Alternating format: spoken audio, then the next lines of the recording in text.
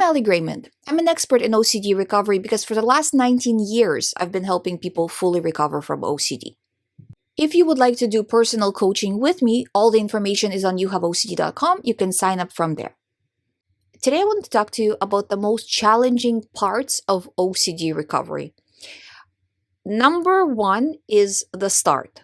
And again, all of this, what I'm going to tell you, this is what I see with clients who are recovering using the GREYMOND method.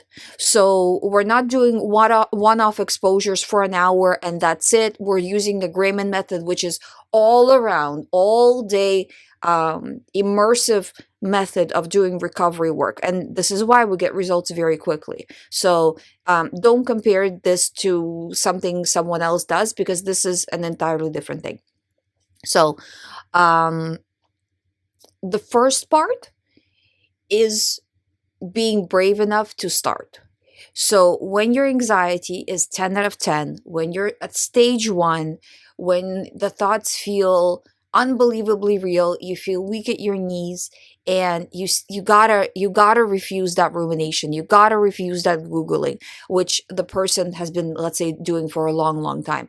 That first stage, to break that chain, to break that habit, or at least rattle the chain, I find that step is emotionally very difficult for people, where it's like, but I've always done this behavior. How can I not do the behavior? And it's just, let's just try. Let's just do a little bit. And then after that, people start to see progress. They get very motivated. They do good. And I find that the second struggle a lot of the times comes at the end of the recovery process, where the person is level like 1, 2 anxiety, so very low, and there's just a little bit left to clean up, but the emergency is no longer there, right? So the person is living basically OCD free life, but there is still stuff that needs to clean up. And at this point, it's a motivational issue. So the beginning was the fear issue, where I just can't start. And now it's like, well, I'm okay and whatever. And it's very important that you finish the process. Don't give up, or don't, I guess giving up is not the right word. Don't view it as unimportant to go from level 1 anxiety to level 0 anxiety. And I know people who are listening and they're like at level 10 anxiety. They're like, I don't even know what you're talking about, Ali. I'm at level 10. Do this. Start this. You'll get there. But once you do get to level 1 anxiety, and you still have just a little bit of rumination, just a little bit of compulsions, it's very important that you are just as determined here as you were when you were at level 10, at level 8, at level 7, because if you don't fix the underlying rumination, if you don't fix the underlying rumination in life, in everyday life, you run a chance that under stress or unforeseen circumstances, your OCD can come in strong. So it's very important that you work across the board and finish it in a way that's finished, where you in yourself have the confidence. And this is what I see with clients literally all the time, where they're like, I'm sure that no matter what disaster strikes my life, and I mean, look at our lives lately. I mean, it's crazy what's been happening in the world, that no matter what happens, I will not fall into OCD. That's the time when you stop doing recovery work.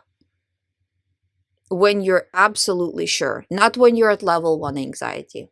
So if you avoid those 2 pitfalls, I promise you, you will fully recover. And not only will you fully recover, but you will recover in a way where your life outside of OCD gets so much better.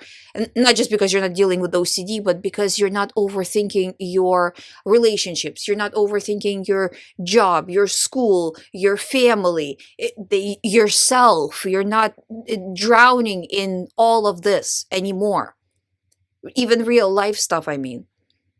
You are completely free. And so look at it almost as this work that you are doing. It's work that needed to be done for a long time, and you're finally doing it.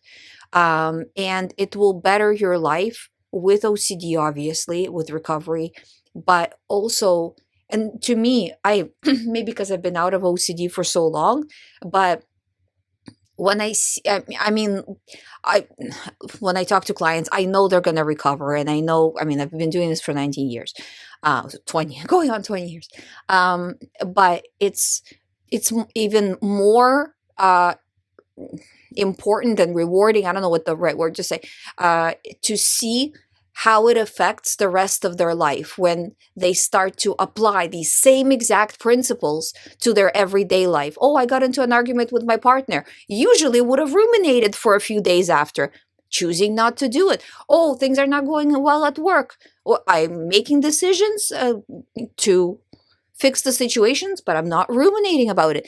That's the stuff, because OCD, you will recover, and then a few years later you'll forget you ever had it. But if you take this stuff and you bring it to the rest of your life, you will use these skills for the rest of your life. And I think that that's in the long run, you'll find that more important. Even though right now, obviously, you're probably level 8 OCD and you're like, Ali, this is never going to happen. I'm telling you, it will happen. Just step by step, go through this process, do the tracking, do things properly how I'm telling you to do them. Don't listen to the people who are like, you're never going to recover. I'm telling you that by doing only one exposure a day or an hour of exposures a day, you will never recover. You hear it from me. That is an impossibility. You cannot do it that way and expect results. Just like the same way as you cannot be on a diet for an hour a day and expect to lose weight.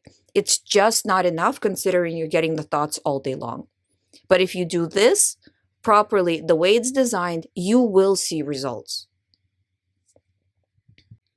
Thank you for listening. If you have not subscribed, please subscribe. If you would like to do private coaching with me, please sign up through youhaveocd.com. I'll see you tomorrow.